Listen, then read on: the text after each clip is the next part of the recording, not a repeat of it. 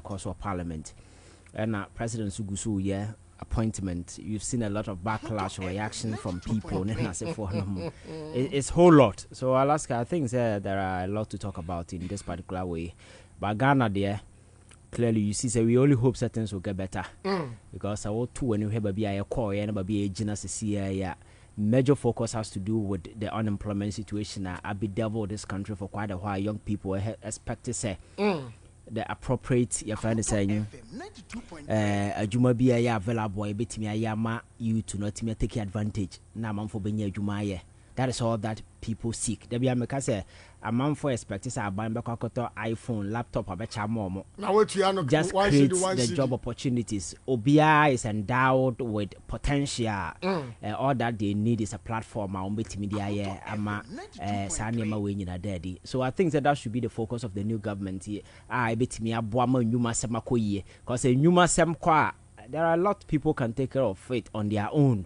You don't need to be doing yes and massa before and what feed it. So I think that is the expectation, and I hope say appointees and those going through vetting and as for no will see this and appreciate it. Say politics. Me say this about power pen, people about power pen. But politics, the rules of engage, everything is different. It's not business as usual. Dynamics in yes, because why winning? So Ghana have run the last 4 years. So so politics is no longer business as usual. And that particular thing should guide people in whatever that they do. And I think that things will get better. Right. I was Ivan Kyei innocent, and I will tell in Kano. Yeah, short discussion now. Say, Ivan, me do be shas here.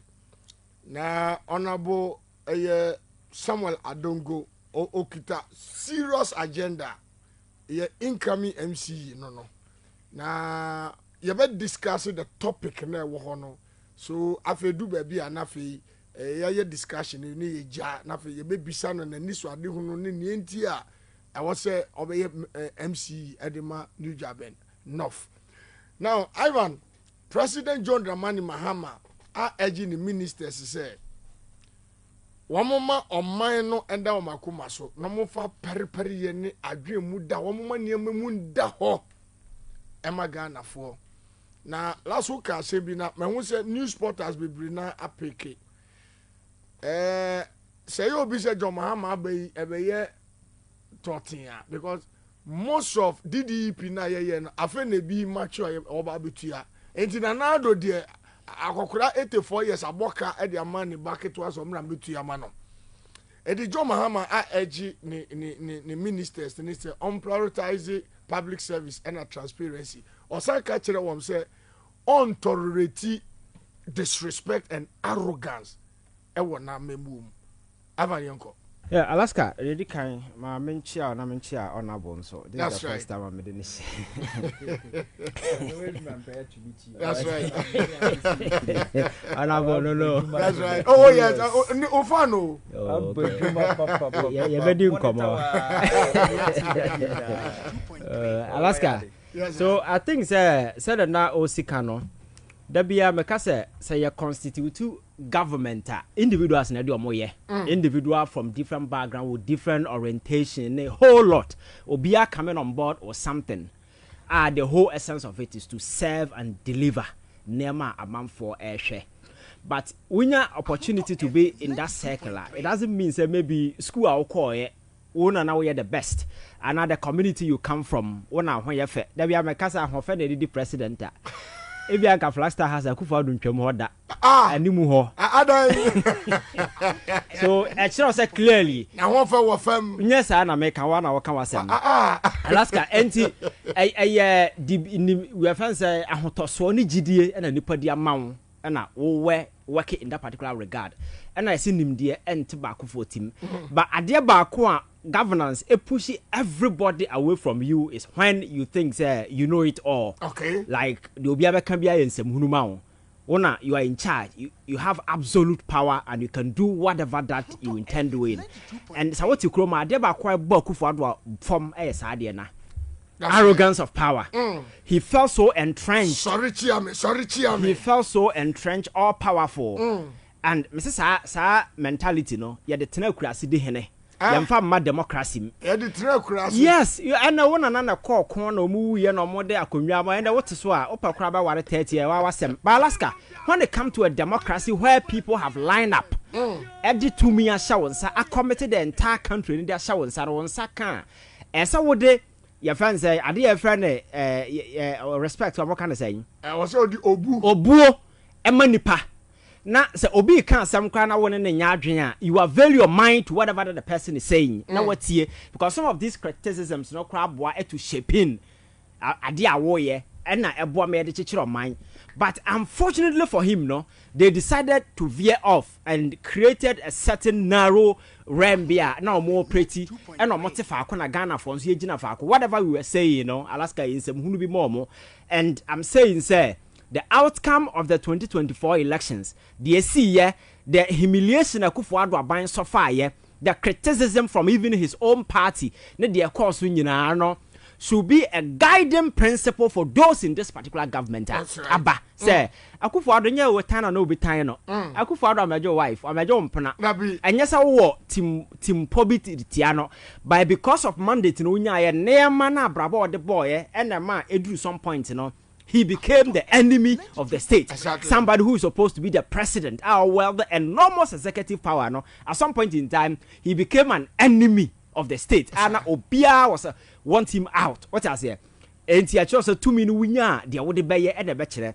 You see, baby, I be doing the expectations are very high. Sure. Obia pese a buying no baye bibi. There are those seeking appointment. Obia when your appointment that he's done with the government.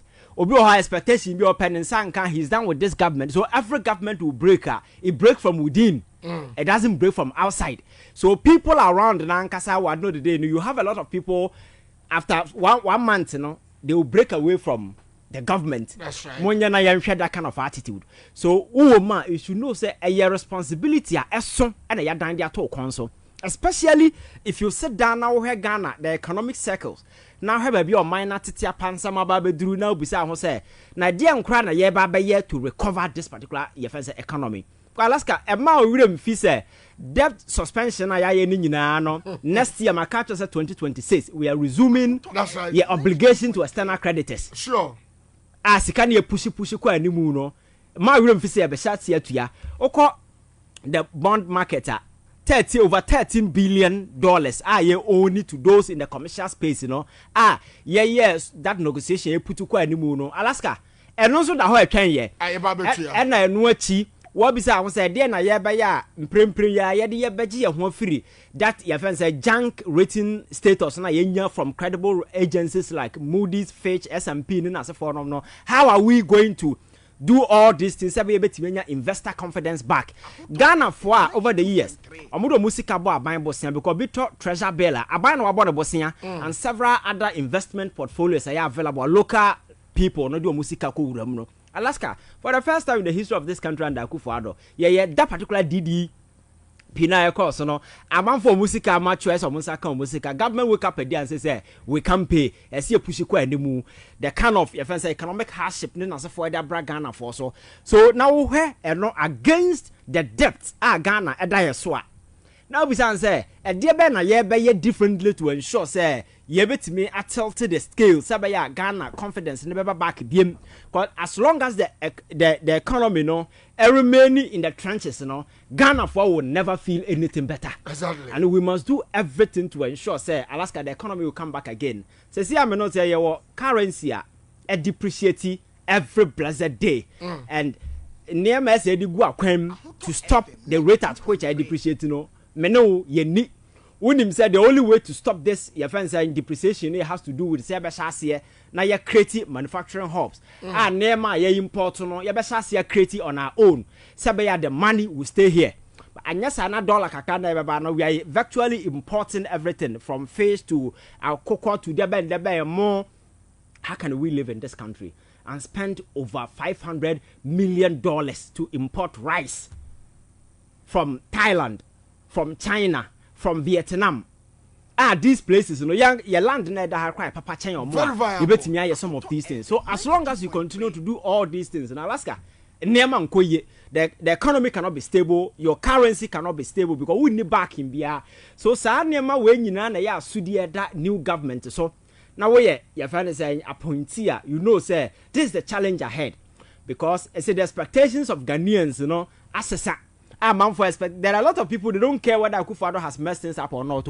On my culture said no. You've come and fix it. There is no time to complain. So you have no excuse at this time to fail the people of this country. And until I subscribe to that particular call from President Mahama, I'll catch an appointee. They say Ghana for cannot tolerate that kind of disrespect. That's right. Ghana for cannot tolerate your friends and failure. Those unwitty justifications very often we throw in our wake. Oh, because of this, you know, people will not accept those things. Now power has been given to you. Let us make sure that we do what we can to ensure say and near be ye ama adeba kwa over the years yes lusu a trust Ghana for war the enterprise called governance. Now no me catch us Burkina president ba Ghana for a budget so. That's right. It shows that people are losing hope in democracy. Then because normal democracy na say prioritizing your welfare and making sure that institutions will be robust, state institutions will be effective and they will work, you know. At some point in time, now the entire country was being run at the behest of some individuals in power. Do amo pen omo ye we institutional head now message we na say what you na wo ya de omo no nya adwena, they can easily boot you out. Example Domlivo. Hwe kwan ya Martin Amidu fast or resign here. New special prosecutor Obaye at some point in time, look at how media people were being hounded in Nasafonum. And do you think this thing was a democracy? No. That is what the last time I told you said. Yeah, no, not Ponzi scheme, and I democracy. And I imposed some fund. Now, let's get democracy by now. Who say, President, that's sorry, to miss anybody at any point in time. Nipana anya kokodo da semna court to challenge that particular thing, no. Chief Justice say we too kind. Your friends say date in my date baba e be di asem na nipa no go into retirement. Then now you foolish case in as for them. In a democracy, things don't work like that. You understand? So that trust na Ghana for any our democracy, no. How are these new crop of leaders abai apart from say you build the economy in as for to sustain that particular trust by making sure that institutions of state once again become robust again? Because your democracy, you know, the foundation has to do with state institutions. That's right. Obama and that's someone over country, I don't know. Say institutions ineffective. We are done because we wake up and individuals will be dictating the pace for us. People will begin to steal and they'll get away with it. Now, Alaska, do you think that your robust institution are very effective? Now, only they are all ya. And Sisila da pa beti wenya kukodro I walk it to police station. I can report to say me $1 million ira. Police ni oye serious onim the oil dem na no see ya na watch no. Because $1 million unya no he. Because unya diabolo Alaska in a serious democratic dispensation and institutions are very effective, no. The very moment you walk to a police station and tell them say $1 million you real through there mu pe, you should be arrested because you are subject of criminal inquiry. That's right. But the police almost know say almost no munim de omo yenti no omo de akire kwache made no embom de omo court ama court so etena sa asebo so odi until a journalist break the issue the maya. So Alaska, it tells you how hollow institutions have become in this country under the last 8 years, and we need to rebuild that confidence and bring back Ghanaians hope in that particular thing because enterprise of governance is holding you na dey ba kwen mani gina the bia me catch trust and confidence people have in that thing. Exactly. Say aban o ha anya police for ni soja for na bo ho ban yo. Nipa. Ga timamu for na bo ho ban, and they do so through the trust and the confidence they have. And intina some of the Asian country in recent times who say omoye demonstration upon demonstration where government about that say every day people are on the street protesting. You can't survive what I say. So doing all these things now we are appointing now who Sanyama way in Alaska. I'm sure say it will guide you, but unfortunately in our part of the world, no say nipanya to me the appreciation concept of power everything in answer.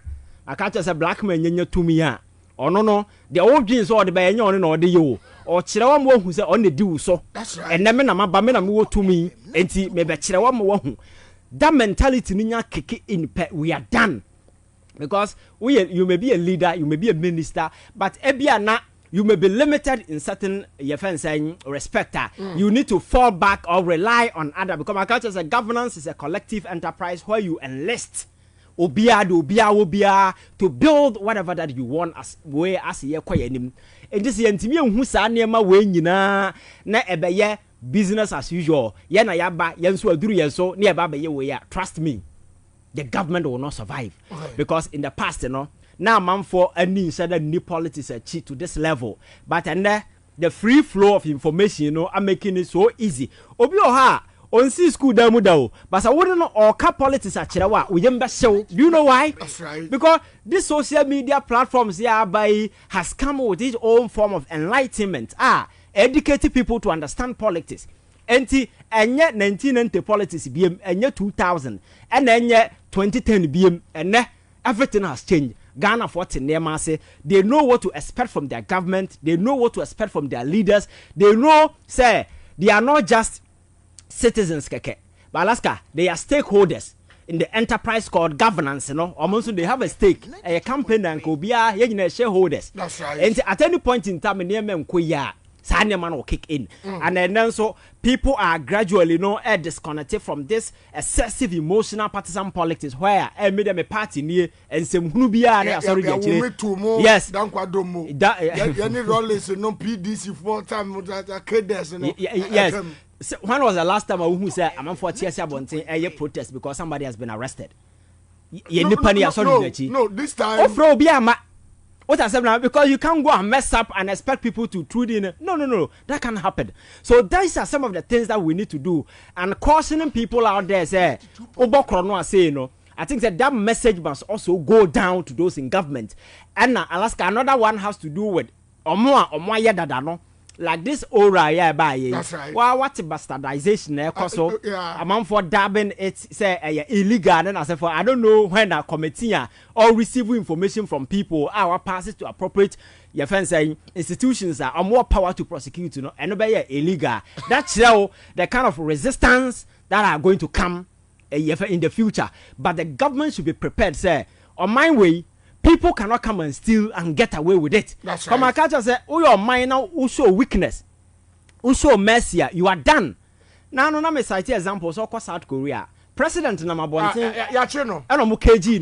the whole sitting president was arrested, and he was, a friend is saying, were investigators.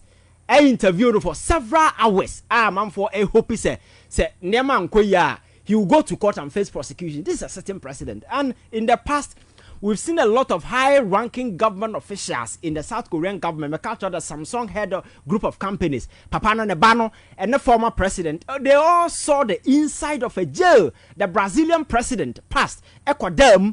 These are, you see, deterrents. Aya wo establishment man for who say akasifo kure kwa kodama. Now wa kraketwa de obeden. What I say. So I think say we need to change the political narrative. The rules of engagement, everything need to change. It cannot be aduru so aduru me baby no, that particular mantra will not be tolerated, it will not be accepted. We need to know say we have a country to build. The Ghanaian dream is possible, but a better possible enye nyankopon aba chechire ba ka chese nyankopon chechire oman. Wote ho na adwene se nyankopon chechire oman se bia se na adwene mu ha kakra. Adwene ye dey. Emu ha nyankopon chechire oman nipa e na chechire oman. Nyame de tumi ni nim de na mayen. It is up to us to collaborate. Now who say you better bring it the best out of us to build whatever that we want to. And then like I said, building the Ghana we want. And building that we want, it will take that collective mind for us to do so. And I think that the government should be guided. Say, Sana Ghana for pay. Until we appoint you, you sit in line, you make sure that you focus on the mandate and deliver on that particular mandate. You veer off, you become a rogue government, and Ghanaians will go after you. Right. That was Ivan Kyei Innocent. Exactly 4 p.m. Me coming home, me bar. You call Honorable Samuel Adongo. Minya, afi ma menka me remu mu aso ahunu a menyaye wo Safari Valley Eco Park in Trail. Emra ye du rock pe akwantifo akwankyerefo a won ho akokwa egiye nde yemfa akwan a ye befa so nya so ahunu mu na ngye yi. Na remu mu ne twa ye ho hia fiti mra ye ra pa ye no. Ye humo bi te se zebra, sable antelopes, crown cranes, mara, silky chicken, emus, wallabies, deer, ponko, ene mo api na ye ntumi nkan po. Akwantifo akwankyerefo no kan remu mu ano won ne ye ne sanya woni won dinkita hunu nsem pi kire yen me baba ne ma won aduane mpo na dadamfo pa ne zebra no ya kompatanso won sio ne so afi na ya bre nti ya gi ahome edi ewie aduane wo bebi ho ye feyi na woni enije we ne dwumadi nyina bo hyase afi 250 Ghana cedis na eya kwama mofra mu di mfiensia hyasa be baba ne nti ahwe enre mu aso ahuni we ma ye nije strong ko ebeda yakoma so yankwa ne nyina na mentimi ntwan se me sign me chia kosra Safari Valley Eco Park biom. Safari Valley Eco Park, bringing you closer to nature. FM 92.3. Right, sir. Welcome back and live on radio on 92.3. We shall watch Rebla Sima Bakwa Wapa no Nanho. Ali do Sabosi and Country say we or was some one was so the other German so. But what is our